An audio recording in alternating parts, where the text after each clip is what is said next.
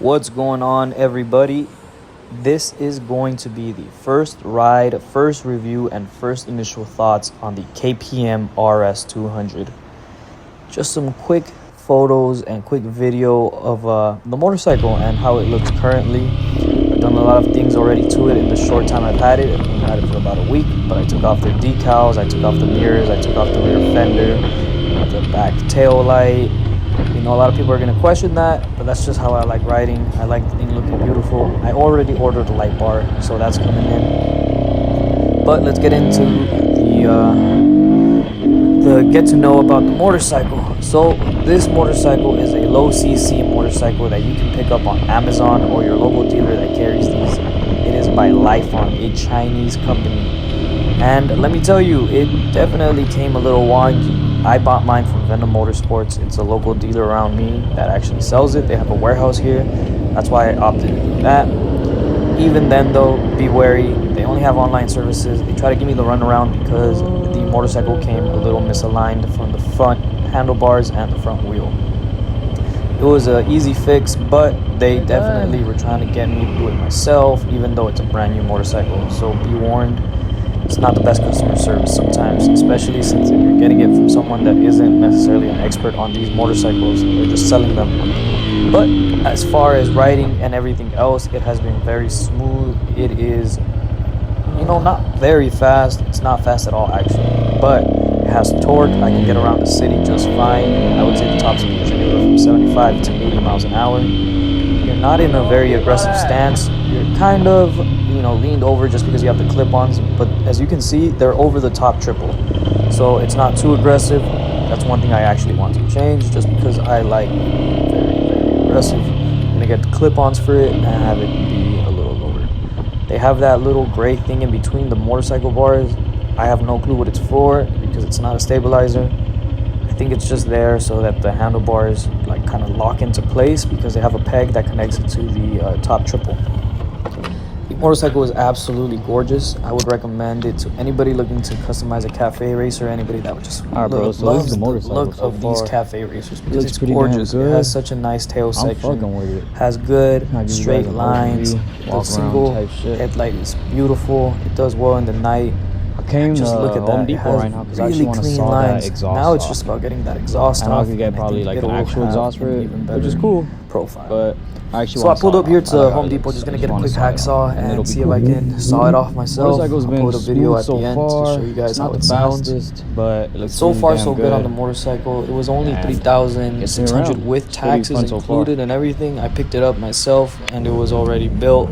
But like I said, even though it was already built, it was a little wonky, so I had to get a hacksaw issue myself. Saw off the exhaust. The motorcycle itself is very cheap to run as well. I put $7 in and it filled the tank up here in Los Angeles with I think it was like 91 or whatever the highest is, 93 maybe. Excuse me. And it runs smooth. It has plenty of torque on the streets. You're not gonna be winning any races like at the top end, but you're always going to be the first out of that pack when you're taking off. It has a lot of good mid-range torque.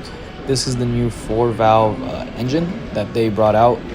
I didn't have the old KPM Master, so I can't talk on that. But this one feels pretty good. I have another custom cafe racer that's a 250cc as well, and this one has way more torque than that one. That other one has a nice top end. It goes about 90. Should be good. But this one just feels way peppier down in low RPMs. It gets me off the line way quicker, and it has a little bit of a grunt, which I like. It's a lot better for city riding. You can take it on the freeway, no issues. It's just you're not going to be in the left lane necessarily unless there's traffic or splitting the lanes, or you think this cut through a little bit of metal? It out like that. You think this cuts through a little bit of metal? So I would just recommend being in some of the right lanes. And just cruising. It's good enough to get you on the freeway, no issues. A little bit of metal? Like it's like a little pipe. Up to about 80 miles an hour. And you'll be chilling. So, like I said, I'm just pulling up, trying to see if this is good enough to cut off the metal exhaust. And we're on our way. The motorcycle is, I would say, in its own class because you're paying $3,600 out the door for a brand new motorcycle. Even though there's other motorcycles on, online or whatever that say they're 3,000 something. They're not. They're gonna end up being like 5K, 6K almost with the dealer fees, the cash, and all the ADM fees and all that stuff. So this to me was a good purchase. You can customize it. I don't really feel bad if something goes wrong since it was so cheap. That's what I love about these cheap motorcycles. You can kind of beat on them. You can really enjoy them without feeling guilty that they're going to fall over. This is my third one. And out of all three motorcycles I've owned, this seems to be the most nimble. I'm not sure what it is. It's probably just, you know, the geometry of the bike. But it is absolutely the most nimble motorcycle I've owned. This thing turns without me even having to lean. So if you're learning, it's a good little option. But be warned, you know, it's not the lightest motorcycle. It's light, but not the lightest. Like the other ones are a little bit lighter, I would say. But again, the maneuverability is the best of all three. So the weight isn't really an issue. I am 5'10", I can flat foot it no problem.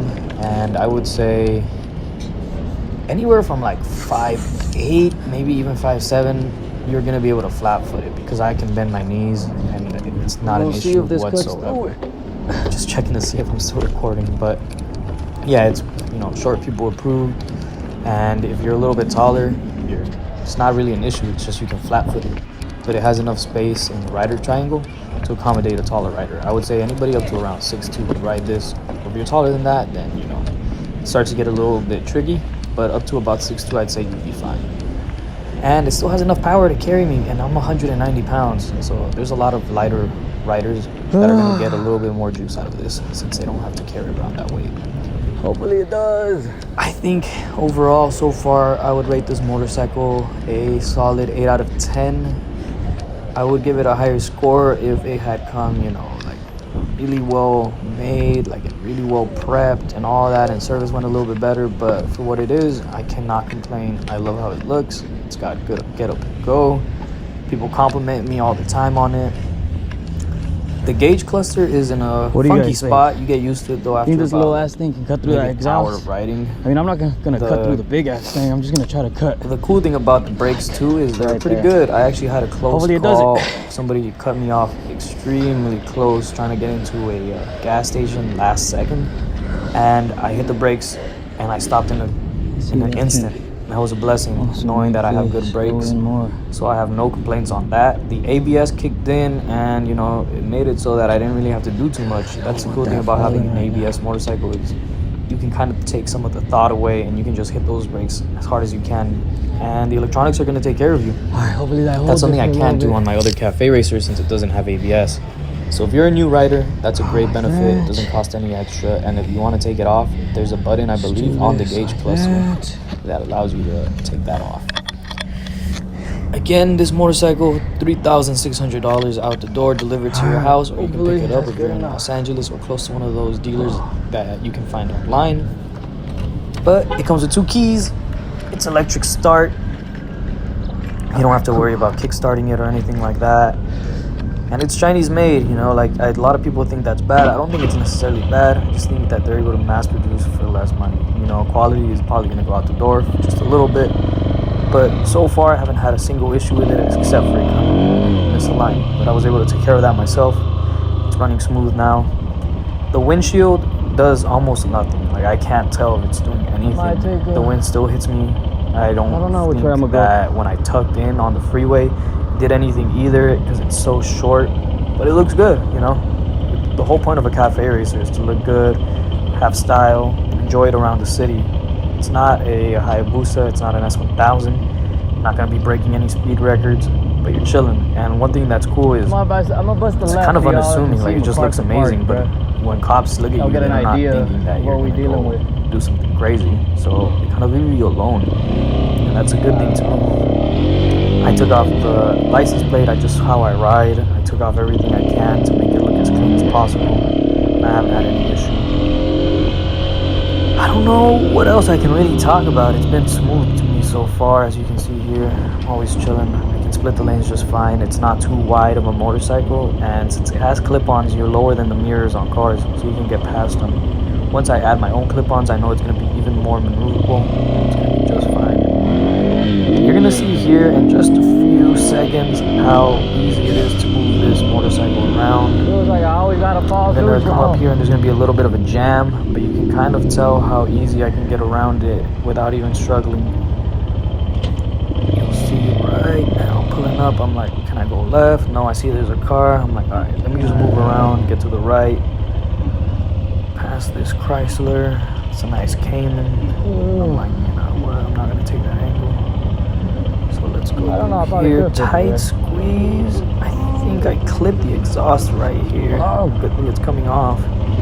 But easy to get through that, even on those tight little turns. Now, the beauty of having a motorcycle, you can find your own path through all the insane amounts of traffic that you have to experience. MacArthur Park is definitely one of the worst places to ride, but you get through it with a motorcycle. It's got plenty of torque to get up any hill, and you're still enjoying it blasting up. It has also a cool little feature. You have a USB outlet, so you can charge your phone if you get a mount. I'm probably going to take off that weird thing in the middle and put my own phone mount there so that I can take advantage of that and charge my phone on the go. But I think that's, you know, the majority of the first ride. I'm pulling up back home, easily split that.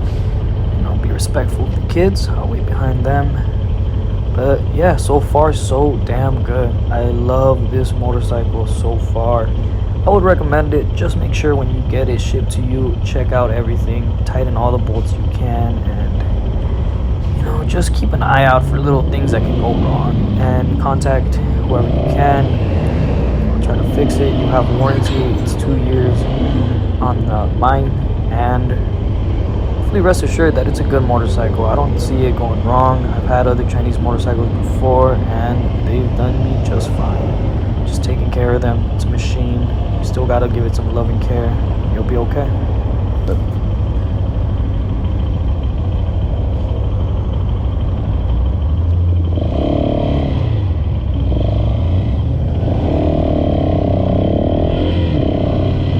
It's nice having something so easy to ride, and it's so convenient. You don't have to worry about traffic. So for 3,600 bucks, I'd say it's a bargain. I mean, look how easily I can pass people. You forget how fun it is to just ride a motorcycle. It feels like you're free. It feels like you're flying. You don't need the most power in the world to have a good time. If you're on a budget, I would love for you to check this motorcycle out. No code. I have no affiliation with any of them.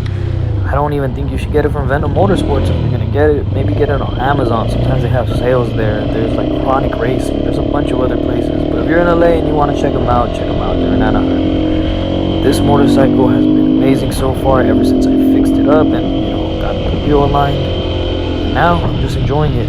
I'll give you guys updates on how it feels as I go. I'll probably put more videos up as well. But now let's see if I can take this exhaust off and make it look even cleaner.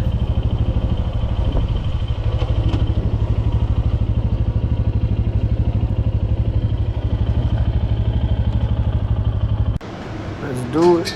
Little ass saw, but I think we can get it done. Just gotta do some hard labor. Alright, so this is how she sounds now.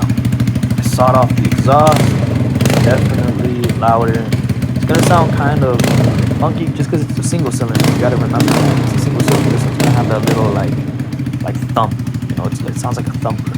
And I don't know, I don't really mind it, but especially once you're gonna start revving it, it'll sound way better. And it's always better to be loud and quiet, especially when you're riding on the streets. It's better for them to hear you than, you know, not hear you. Ride safe, guys. I will keep you guys updated on how it looks. But so far, so good.